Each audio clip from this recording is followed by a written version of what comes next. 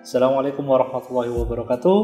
Selamat pagi, selamat siang, selamat malam, dimanapun, kapanpun kalian berada. Perkenalkan, nama saya Pak Huda Eka Rosyadi yang akan mengajar tentang sistem analis dan desain. Oke, kita lanjut. Pengantar dahulu. Nah, kita mulai dengan apa itu sistem informasi. Nah, kita bahas dari perkataannya dahulu. Jadi sistem itu adalah himpunan dari elemen-elemen yang berinteraksi satu sama yang lain untuk mencapai tujuan dari sistem tersebut. Nah, elemen-elemen apakah itu? Nah, nanti kita akan bahas selanjutnya. Dan pengertian dari informasi sendiri itu adalah data yang telah diolah, ya. Jadi data itu mentah, Mas Yan. Kalau hanya data saja itu masih mentah gitu ya. Tapi data yang sudah diolah itu akan menghasilkan sebuah informasi. Lalu apa itu sistem informasi? Jadi sistem informasi itu adalah kombinasi dari setiap unit yang dikelola orang-orang, atau biasa kita sebut dengan istilah brainware. Kemudian ada hardware, perangkat keras, software, perangkat lunak, kemudian ada jaringan komputer dan jaringan komunikasi data. Dan ada database yang tujuannya adalah untuk menerima input, mengubah atau proses dan menghasilkan output informasi sebagai dasar untuk pengambilan keputusan yang tepat. Nah, jadi elemen-elemen apa saja sih di dalam sistem informasi itu? Elemen-elemennya ada 3. Yaitu ada brainware, kita sebagai user, kemudian ada perangkat keras, hardware, dan perangkat lunak, yaitu software. Seperti itu. Kemudian di mana di dalamnya melakukan sebuah perintah input, proses, dan output gitu ya. Jadi menerima data, kemudian diproses, diolah, hingga menghasilkan output. Outputnya apa? Outputnya adalah informasi. Nah, dari informasi ini nanti menentukan dalam proses pengambilan keputusan yang tepat.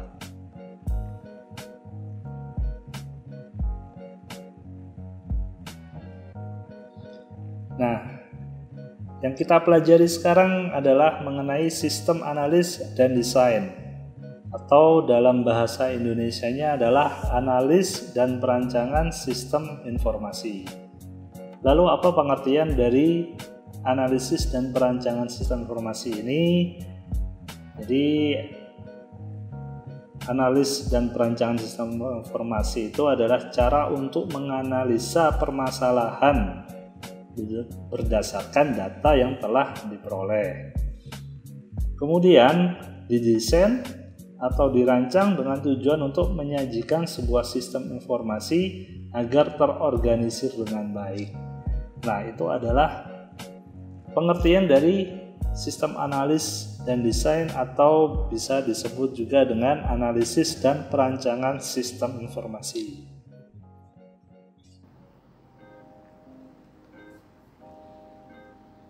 Nah, di subbab pertama ini saya akan menjelaskan tentang apa dan mengapa sistem analisis dan desain. Nah, kita bicara tentang coding dulu ya. Nah, coding ini merupakan hal yang penting, tapi bukan yang terpenting, gitu ya. Coding itu hal yang basic, yang dasar, yang memang seorang sarjana komputer bisa kuasai gitu ya. Tapi coding itu bukan hal yang terpenting. Lalu apa Pak yang terpenting? Yang terpenting di sini ini ya, di poin yang kedua. Jadi yang lebih penting lagi yaitu kalian mampu membaca kebutuhan real masyarakat dan kemampuan analisis kelayakan dari software yang kita kembangkan. Nah, itu yang lebih penting ya. Jadi makanya kalian kan diajari kalau di kampus di semester awal-awal itu pasti diajari gimana caranya coding gitu ya. Kemudian di semester yang pertengahan akan diajari tentang sistem analis dan desain seperti sekarang ini. Nanti di semester akhir akan diajarkan cara untuk memanage software. Jadi seperti itu ya. Jadi software engineering itu how to write a code. Jadi bagaimana untuk menjadi programmer, bisa coding gitu ya. Kemudian yang kedua adalah how to develop software. Bagaimana sih cara untuk mengembangkan software tersebut. Dan yang ketiga adalah how to manage. Nah, yang terakhir adalah untuk memanajemen, gimana sih cara untuk memanajemen software tersebut. Jadi coding itu adalah hal yang basic, yang dasar. Ibaratnya kalau anak mahasiswa sastra Inggris itu, ya anak sastra Inggris itu pasti bisa bahasa Inggris kan gitu kan ya. Nggak mungkin kan anak sastra Inggris nggak bisa bahasa Inggris, itu kan hal yang konyol ya. Jadi apain aja selama dia kuliah, selama ini dia kuliah di sastra Inggris tapi nggak bisa bahasa Inggris, itu kan aneh ya. Mungkin seperti itu juga untuk seorang sarjana komputer yang memang fokusnya ke arah software engineering. Jadi kemampuan coding itu adalah hal yang basic. Dan yang harus kalian pelajari juga tidak hanya coding. Jadi ada yang namanya tadi sistem analis dan desain, itu ya. Kemudian ada manajemen software, biasanya menggunakan arsitek enterprise arsitek. Seperti itu.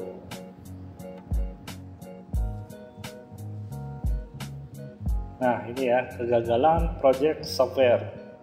Jadi menurut literatur dan beberapa peneliti yang sudah meneliti mengenai project software, ternyata data yang mereka hasilkan mendapati bahwa 50% lebih project teknologi informasi itu gagal gitu ya. Lalu apa saja kegagalannya? Jadi yang pertama adalah dibatalkan sebelum selesai gitu ya. Jadi project belum selesai sama pihak customernya dibatalin. Nah, itu adalah salah satu project software atau project TI yang gagal. Kemudian yang kedua, selesai tapi tidak pernah dipakai gitu ya. Nah, itu juga merupakan project yang gagal. Kalian udah bikin software susah-susah, sudah dibayar, selesai, terus kalian merasa alhamdulillah selesai gitu ya, berhasil gitu ya. Tapi setelah itu softwarenya ternyata tidak pernah dipakai. Entah karena beberapa hal yang lain, mungkin faktor-faktor yang lain hingga akhirnya tidak terpakai, itu juga termasuk ke dalam golongan gagal gitu. Dan yang ketiga, selesai tapi tidak bermanfaat bagi penggunanya. Nah, itu juga gagal teman-teman. Jadi kalian bikin software tapi nggak bermanfaat bagi usernya, itu gagal. Yang keempat, selesai tapi tidak sesuai dengan keinginan pengguna. Nah, itu juga gagal. Jadi si customernya mintanya A, ternyata softwarenya B gitu. Nah, itu kan akhirnya tidak sesuai ya dengan keinginan pengguna. Itu adalah contoh-contoh kegagalan. Nah, di sini juga kalian juga harus tidak hanya pintar coding aja ya. Di sini juga harus adanya komunikasi, pintar juga komunikasi dengan customernya agar tidak terjadi hal-hal yang seperti ini. Terus kalian juga di semester akhir gitu ya, di tugas akhir kalian membuat tugas akhir, membuat skripsi. Kebanyakan kan kalian membuat coding gitu ya, membuat software gitu. Terus ditanya alasannya kenapa kok membuat software? Ya Pak, karena di tempat saya, di daerah dekat saya ada toko atau mungkin ada perusahaan atau mungkin apapun itu ya, masih manual Pak. Terus saya ingin buatkan software untuk mereka. Nah, tidak semua yang manual itu harus disoftwarekan, itu ya poinnya ya. Ini yang bisa menyebabkan kegagalan juga gitu. Nggak semua yang manual itu harus disoftwarekan. Bisa aja yang manual itu lebih bagus daripada yang udah dibuatkan software. Jadi kita harus pintar-pintar melihat peluang itu tadi ya. Ini cocok nggak? Ini pantas nggak dibuatkan software? Nah, itu adalah nanti ada di tahap analisis kelayakan gitu ya, feasibility analysis itu ya. Jadi ya itu kalian memang harus bisa seperti itu. Gitu. Jangan cuma bisa coding aja. Gitu. Kalau coding, insya Allah kalian cari di internet bisalah gitu untuk mendapati itu agar coding itu bagus itu bisa. Tapi untuk melihat opportunity seperti itu, apakah harus dibuat software atau tidak, nah itu harus kalian pelajari lebih lanjut. Nah ini ya, size berbanding lurus dengan kegagalan. Jadi kegagalan sebuah software itu akan semakin meningkat dengan semakin besarnya size sebuah software gitu ya. Nah ini setelah kita lihat di sini beberapa organisasi mengalami kegagalan dan kebanyakan itu adalah ERP system. Nah, kenapa kok ERP system ini yang banyak mengalami kegagalan? Nah ini karena memang kebanyakan dari ERP system ini dikuasai oleh SAP gitu ya, dimana SAP sendiri ini seringkali dituding banyak melakukan dituding melakukan kegagalan gitu ya, gagal gitu. Jadi akhirnya segitu panjang nih ceritanya ya. Kok intinya semakin gede size software yang kalian buat gitu ya, maka otomatis resiko kegagalannya juga akan semakin meningkat. Nah, membuat software ini seperti ini ya analoginya. Jadi seorang klien datang atau customer datang, dia minta dibikinkan software gitu. Oh, mau software seperti apa Bu? Gitu ya. Wah, no, ini Pak, saya ingin dibuatkan software yang ada ayunannya gitu ya. Terus saya bisa duduki, kemudian bisa berayun-ayun dan berada di bawah pohon gitu, misal kayak gitu ya. Kemudian, nah ini project leader, dia memahaminya tidak seperti apa yang dipikirkan oleh si customer tadi gitu. Karena mungkin pengetahuannya, knowledge-nya, atau mungkin lingkungannya, si project leader ini nggak pernah tahu ayunan itu modelnya seperti apa. Nah, yang dipikirkan project leader itu mungkin adalah, oh mungkin yang dipikirkan ibu ini itu adalah tempat duduk mungkin ya di bawah pohon gitu. Nah akhirnya di sini sistem analis, anak buahnya project leader, dia bilang, waduh ini bosku salah ini gitu ya. Bukan gitu, tapi mereka mau protes nggak bisa gitu ya. Ya udahlah, apalah aku kan gitu ya. Akhirnya dia tetap manut seperti bentuk project leadernya, tapi dimodif agar bisa berayun gitu. Lah si programmer ini ya, nah ini ketika si programmer ini datang ke project leader mintanya seperti ini, ketika programmer datang ke sistem analis seperti ini, akhirnya nggak karuan gitu ya. Programmer bingung. Nah, akhirnya datanglah si business consultant. Dia datang, kemudian menanyakan si customer gitu ya. Wah, Ibu mintanya seperti apa ya? Ini Pak, saya mintanya softwarenya dibikinkan seperti ini. Wah, oke, saya akan buatkan yang bagus gitu ya, katanya business consultant ini. Akhirnya dikasih sofa. Wah, dikasih sofa. Nah ini kan juga nggak mungkin ya dikasih sofa, kemudian ini lokasinya juga di luar, kena hujan, pasti akan rusak gitu kan. Otomatis klien juga akan menolak, apalagi sofa harganya lebih mahal, padahal pinginnya yang simple seperti ini. Akhirnya gagal gitu ya, akhirnya salah. Akhirnya dokumen project tidak terdokumentasi. Akhirnya ketika software itu dioperasikan gagal gitu ya. Gagal karena memang programmernya bingung. Kemudian ketika dicas harganya seperti roller coaster, membangun roller coaster. Wah, harganya mahal banget gitu ya. Kemudian ketika di support, kemudian ada komplain gitu ya. Ketika ada komplain, misal customer tadi melakukan komplain, loh mana kok nggak komplain aja gitu ya, misalnya ada bug gitu ya, kenapa kok nggak komplain? Oh ternyata developernya menghilang gitu ya, sudah kukut atau mungkin sudah nggak ada lagi gitu ya. Nah itu akhirnya tidak disupport dengan benar. Padahal sebenarnya yang diminta oleh customer itu seperti ini bentuknya, ya. Tapi ngomongnya dia kayak gini gitu. Nah, karena itu tantangan ya, tantangan pengembangan software itu seperti itu. Jadi yang sebenarnya dibutuhkan oleh customer itu seperti ini. Ya otomatis kita membuatnya juga kurang lebih seperti ini, walaupun tidak mirip 100% ya, setidaknya fungsionalnya berjalan dengan sesuai dengan apa yang diminta.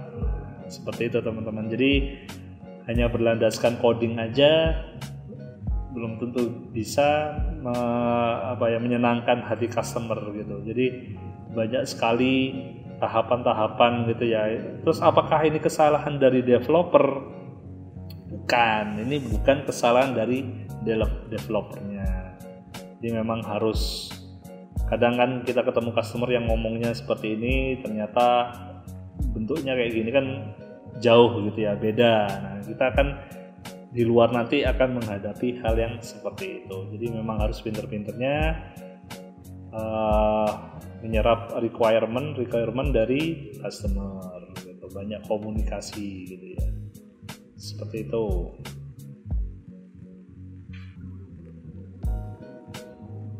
Nah ini ada sebuah hukum ya, dimana di software engineering itu ada 50 hukum gitu ya. Itu banyak sekali, ada di literatur yang sudah ada. Nah, menyatakan bahwa requirement deficiencies are the prime source of project failures. Nah ini nih. Jadi kurangnya kebutuhan itu merupakan kunci utama gitu ya, sumber utama project itu gagal. Nah, itu. Jadi bukan salah codingnya ya, bukan salah programmernya gitu. Yang menyebabkan project gagal itu adalah karena kurangnya requirement. Nah, kurangnya requirement itu seperti apa? Contohnya seperti waktu ketika melakukan planning gitu ya. Planning, kemudian melakukan analisis dan melakukan desain. Nah itu kurang ketika komunikasi dengan klien, komunikasi dengan customer, mintanya A dikasih B. Nah itu adalah salah satu contoh karena kurangnya requirement. Nah jadi komunikasi itu penting ya, antara kita pengembang software dengan customernya, seperti itu. Nah kalau kita melihat dalam sistem SDLC itu ada PADI gitu ya, planning, analisis, design, kemudian implementation gitu ya. Nah, PADI, analisis, dan desain ini memegang peranan sebanyak 70% gitu ya. Sedangkan di implementation ini coding dan testing itu hanya 30%. Jadi coding itu memang penting, cuma yang lebih penting lagi ya ada waktu tahap planning, analisis, dan desainnya. Nah, seperti itu jadi teman-teman. Jadi hanya menguasai coding aja bukan menjadi patokan software itu akan sukses. Jadi bukan seperti itu.